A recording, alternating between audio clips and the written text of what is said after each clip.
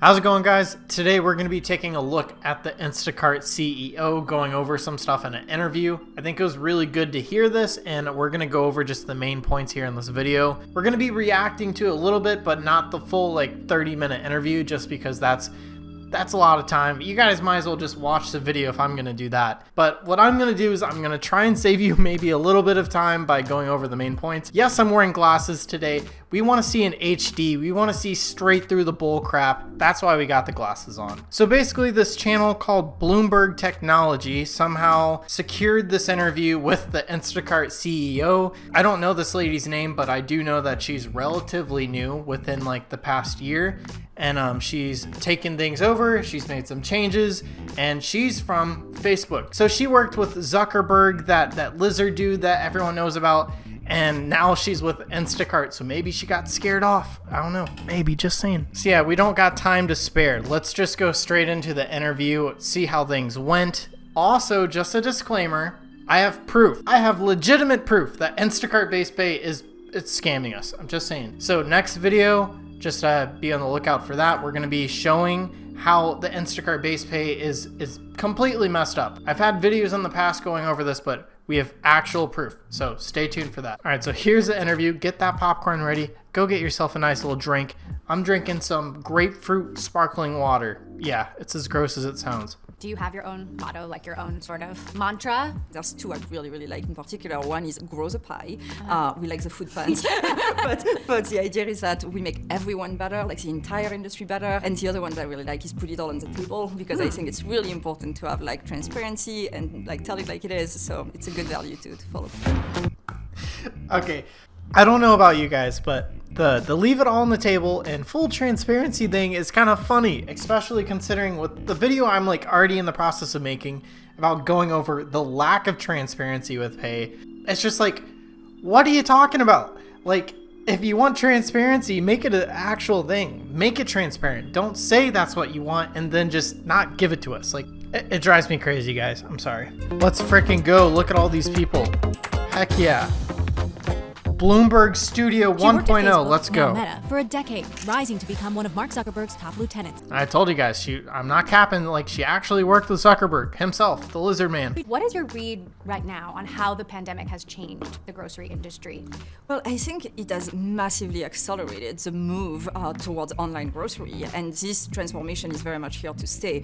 But the thing that's really interesting is that now that we look forward to the next kind of decade of growth, we still see massive opportunity, where right now the industry is still under 10% penetrated online. We think it's going to go towards 30% maybe in the next 5 to 10 years. She does have a good point here, and I think it's something to keep in mind that this is just the early stages of online grocery delivery. So there's definitely a lot of room to grow, and yes, the pandemic did accelerate that, but also at the same time, if you guys looked at a graph, it would probably look just going straight up, and then the pandemic slows down. It's going to take a huge dip and then start to level out and probably start going back up. So yes, the the pandemic helped, indeed. Yeah, we've certainly seen a lot of issues with supply chain, obviously, and we're working hand in hand with our grocers to really address that. We have the best replacement technology in the industry, so that when something... The best replacement technology?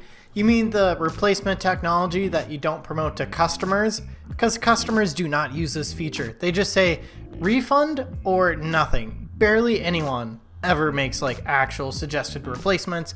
And then if the shopper makes the replacement and the customer doesn't like it for some reason, then we get in trouble. I don't know. I'm just saying. I don't like that. Things missing, we can really replace it with something appropriate. You grew up in France. What's it like watching this happen to another European country? Okay, so if you guys are wondering what her accent is like me, she's from France. Very good to know. Cool accent. So I got to Silicon Valley about 15 years ago. I started my career at eBay and then moved to Facebook and spent 10 years at Facebook. There were a lot of people who took bets on me, even though I didn't look on paper that I was the perfect person for the job. But I had enormous grit and I worked very hard. And I think that really helped, carve a path. And here we are. Yeah, I will say this lady has had a lot of experience in some very big companies, and I think that's good. That's good stuff. How did Aphid, the founder of Instacart, approach you? And when did CEO become the ask. I think Apurva, to his credit, and that's really hard for a founder to do, started to realize that, given my skill set, I might be better positioned to go execute on that vision than he would. And That's a good point, because he was the CEO during the pandemic, and that's when like Instacart just skyrocketed. So this dude was like just sitting on like a golden egg. Like it just turned into this huge profitable company. And I think having a extremely like experienced person like this lady, I think it's all good. And I'm saying this is good from the experience standpoint strictly alone. Like, I don't know much about this lady whatsoever, but I would prefer to have someone as a CEO that's been involved in these big companies before than someone that's just kind of like new to it. I think that just makes sense whenever you're running that expensive of a company. Some of the big moves you made right away, you started building out your executive team, you brought in women executives, you added strong women, you brought in Caroline Strong Patterson, women. your former Let's colleague go. at Facebook. Now, inevitably, after I interview you, or Dara Khosrowshahi at Uber, or Tony Xu at DoorDash, I will get feedback on social media from shoppers and drivers who are not happy.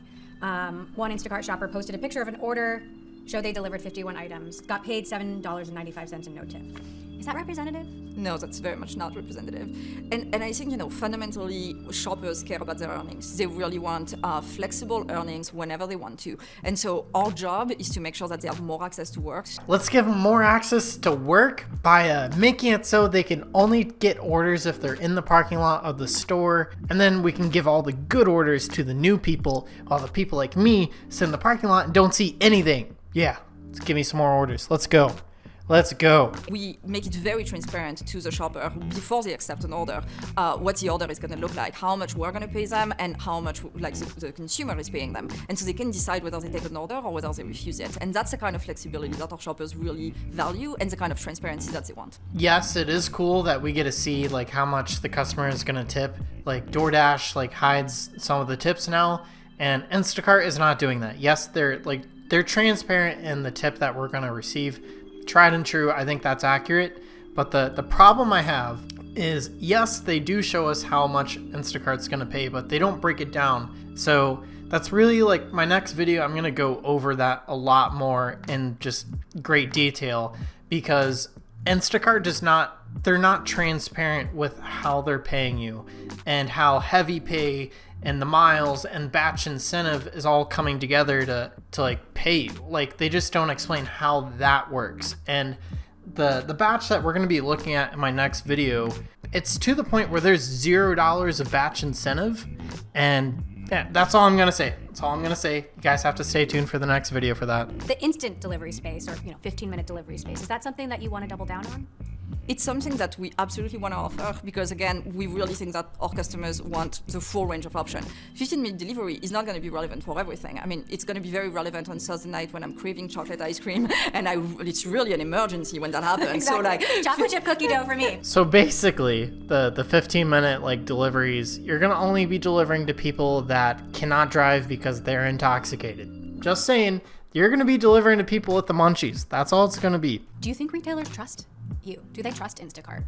So, when I took on the job, I was surprised by the strength of our retailer relationships. But there was always this kind of lingering questions that retailers had for me, which was, what are your long-term intentions? Are you planning on becoming a retailer at some point? And I had to kind of address that head on and explain to them in great detail why it would make no sense for us to really go in that direction, and why we were going to be able to build a much bigger company if we just focused on what we're good at. I'm pretty sure that Instacart is planning on making their own building. I think they're mostly doing it just to actually make those 15-minute deliveries happen by having their own store and having everything like ready.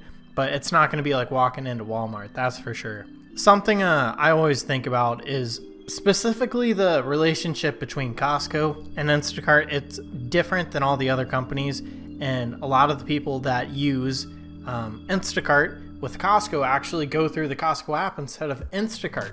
So it's just set up completely different. So yeah, that's all I'm really gonna watch. Things kind of like just get slightly off topic here throughout the rest of the interview. If you guys want to watch it like to the full length, I will have a link to it in the description down below. I think it's pretty good to watch, but I wanted to make sure that we covered all the main points on this video so you guys don't necessarily have to go watch the 30-minute interview. I think this was pretty interesting. It's good getting to see who this person is that's running the company. It gives me someone to blame whenever I don't have a batch and I'm just sitting in my car for hours on end. Am I right? Just kidding. She seems like she's a nice person. But with that being said, I know nothing about her. I have no idea. I just recently found out that she's the CEO of Instacart. But yeah, let me know what you guys think. I think the main point about this interview that we can all like take some information away from is whenever the interviewer asked her like, do you guys ever like think about increasing base pay? And she just glances straight over it. She's like, no, definitely not. And she kind of mentions that it's more up to the customers to make sure that we're getting paid accordingly with inflation and gas prices going up. So it's pretty interesting to see that. A little disappointing hearing her not say that she wants to increase the pay. They're already doing this like fuel assistance thing, but it seems like a joke. I'm like seeing it on some orders and some orders like don't have it. That's going to be a whole other video on its own. Trust me guys, we have a lot of video ideas coming out right now. That is it for this video. Hopefully you guys got something from it. If you guys enjoyed it or hated my glasses, just drop a like down below. And comments are always appreciated. I try to read every single comment and reply to as many as I possibly can. Thank you guys so much, and I'll see you guys on the next video.